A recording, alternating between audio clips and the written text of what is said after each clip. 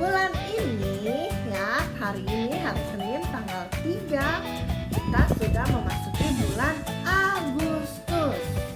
Nah, biasanya nih anak-anak tahu nggak Agustus itu identik dengan apa? Bulan Agustus itu biasanya kita pasti merayakan hari kemerdekaan. Hore, sebentar lagi kita akan merayakan hari kemerdekaan ya. Tapi dalam rangka 17 Agustus tahun ini, tahun 2020, sepertinya kita tidak bisa beramai-ramai di lapangan bermain bersama teman-teman atau mengadakan perlombaannya. Biasanya ada lomba balap karung, lomba sepak bola dan sebagainya. Tapi khusus tahun ini sepertinya kita upacaranya juga di rumah ya. Kita doakan supaya negara kita yang kita cintai ini bisa aman, bisa kembali lagi seperti semula ya. Walaupun dalam new normal, kita berdoa agar COVID ini segera mereda ataupun menghilang dari negeri kita ya. Sekarang kita mulai pelajarannya. Anak-anak buka bukunya subtema 2 pembelajaran 3. Subtema 2 pembelajaran 3 nih. Mengerjakan tugas ya, di video ada ya seperti biasa ya. Oh ya, Pause ingin menjelaskan dulu bahwa Jumat ini akan ada latihan soal bahasa Indonesia. Nah, nanti kalian kerjakan, lalu latihan soal ini mungkin akan keluar waktu ulangannya, jadi kerjakan dengan baik ya. Nah, nanti di hari Jumat, tenang saja ya. Sekarang kita langsung masuk ke pembelajaran 3 halaman 55. Saya akan baca, lalu kalian dengarkan baik. Hidup rukun dapat diwujudkan dengan sikap tolong-menolong. Nia dan teman-teman selalu hidup rukun.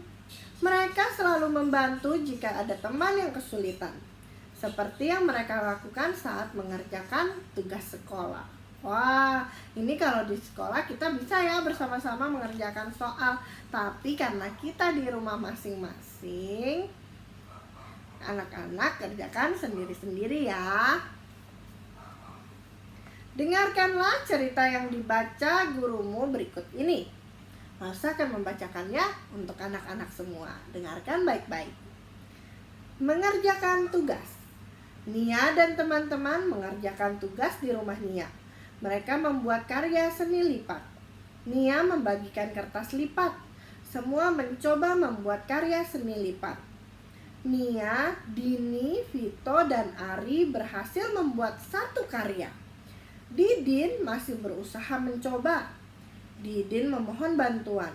Teman-teman, tolong ajari aku, katanya. Teman-teman pun membantu Didin. Tugas sekolah pun cepat diselesaikan. Setelah mengerjakan tugas, Nia mengajak teman-teman bermain. Namun, Vito tidak dapat ikut bermain. Maaf ya teman-teman, aku harus segera pulang.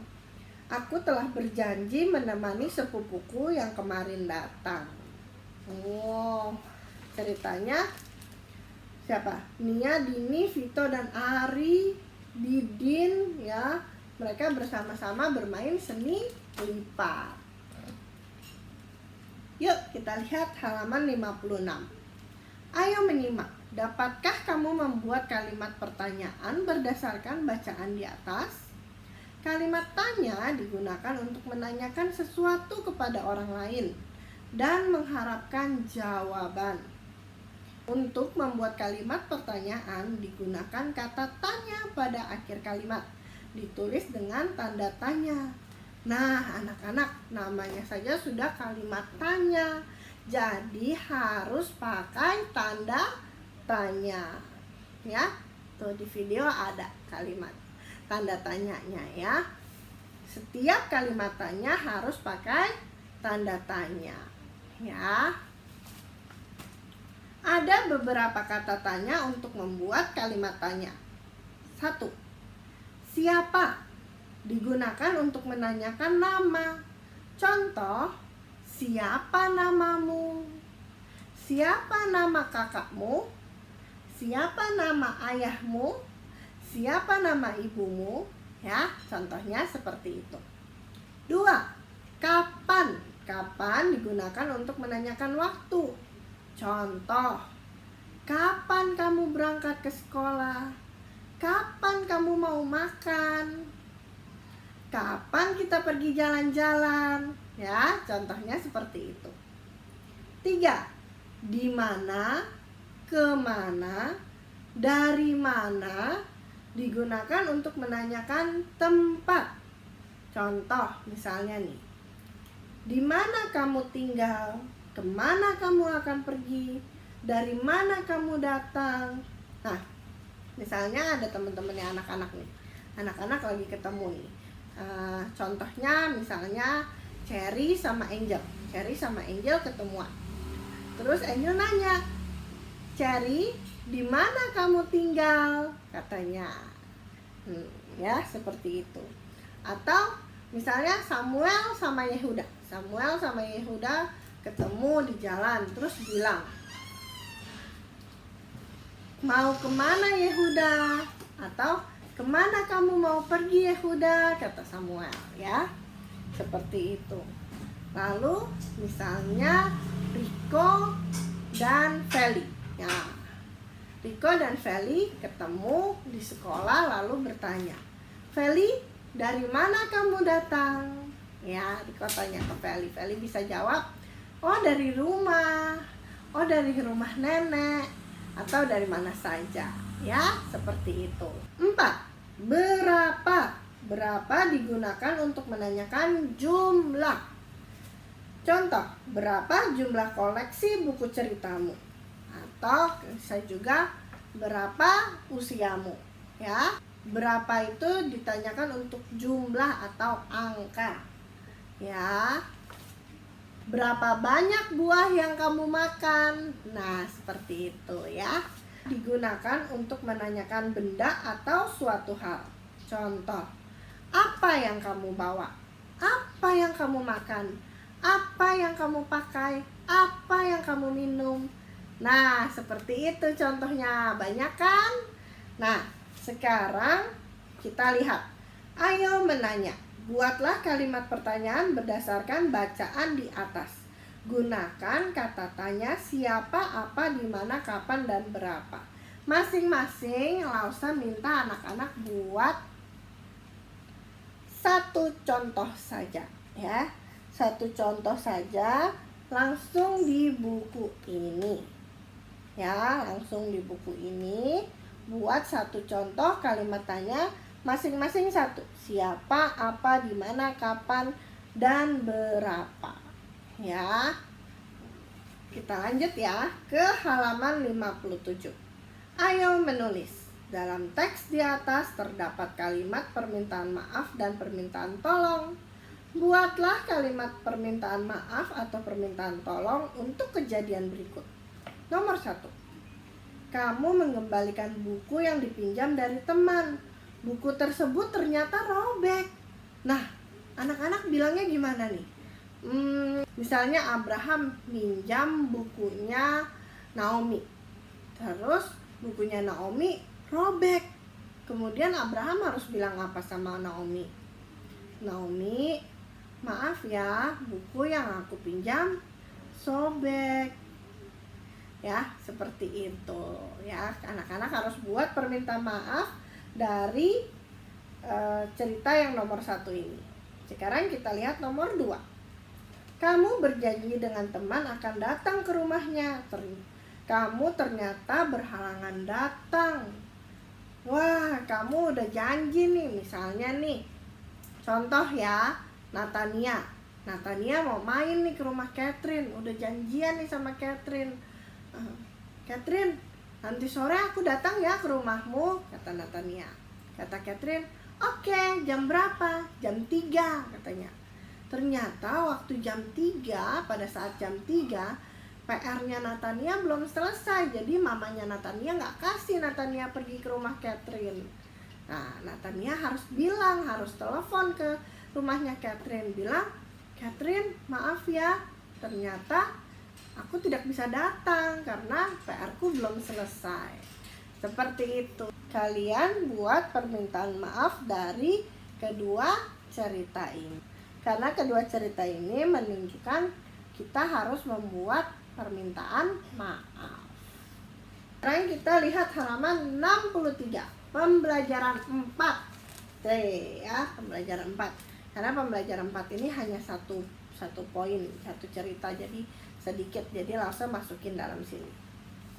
Ino, Maya, dan teman-teman bermain bersama. Mereka bermain dengan gembira. Selain bermain, mereka juga selalu tolong-menolong. Seperti saat ini, Maya mengajari Tita bermain sepatu roda. Wah, siapa nih di antara anak-anak yang bisa bermain sepatu roda? Ya, percakapan berikut ini. Ino, Yoga, dan Tita sedang bersantai. Tiba-tiba Maya datang dengan sepatu rodanya. Kata Maya, "Hai teman-teman, ayo bermain sepatu roda bersama." "Wah, asik, aku mau. Tapi aku tidak punya sepatu roda." "Oh, maaf ya, bukannya aku mau pamer. Bagaimana kalau bermainnya bergantian?" "Setuju sekali," kata Yoga. "Tapi aku tidak bisa menggunakannya. Tolong ajari aku, Maya." "Ya, nanti aku ajari." "Terima kasih, Maya, kamu baik sudah meminjamkan sepatu roda. Mau mengajari juga. Sesama teman harus baik agar teman senang bermain dengan kita." Wah, seru ya, bisa bermain sepatu roda bersama-sama. Padahal yang lain gak punya, tapi Maya punya. Baik ya si Maya ya. Nah, anak-anak mau gak jadi seperti Maya? Mau ya. Kalian harus baik sama teman-teman. Tidak boleh bermusuhan, tidak boleh bertengkar, atau lagi pukul-pukulan ya. Dengan kakak atau adik pun sama. Tidak boleh bertengkar, berantem ya, pukul-pukulan, rebutan, itu tidak boleh. Itu tidak seperti apa yang kita pelajari. Yang kita pelajari adalah tentang hidup rukun. Nah, sekarang kita langsung lihat halaman 64. Ya. Amati percakapan di atas. Berilah tanda centang untuk pertanyaan yang benar berikut ini. Kita kerjakan sama-sama ya. Percakapan di atas menggambarkan hidup rukun. Benar? Ting tong. Kita kasih tanda checklist di kotak. Sikap hidup rukun dengan cara memilih teman. Kalau hidup rukun boleh nggak pilih-pilih teman? Tidak boleh ya. Jadi kita kasih tanda silang. Meminta maaf dapat menciptakan hidup rukun.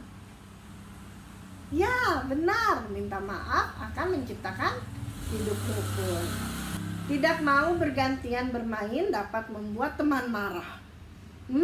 Kalau nggak mau gantian, temannya pasti marah nggak? Pasti marah. Jadi kalian harus bergantian ya. Jadi jawabannya adalah benar. Sesama teman tidak boleh mengalah. Oh, ini pasti salah ya. Sesama teman kita harus saling mengalah. Nah, ayo kita lakukan. Dalam teks percakapan di atas terdapat kalimat ajakan dan permintaan tolong berikut. Nomor 1. Ayo bermain sepatu roda bersama. 2. Tolong ajari aku, Maya, katanya. Buatlah percakapan bersama teman sebangkumu. Karena kita tidak di sekolah, anak-anak, buat percakapan sesuai apa yang ingin kalian ceritakan ya. Gunakan kata ajakan dan permintaan maaf seperti contoh dalam percakapan tersebut. Nah, kalian harus menggunakan kalimat permintaan maaf dan kalimat ajakan. Saya kasih contoh kecil di video ya. Contohnya seperti ini. Yang perlu kalian kerjakan,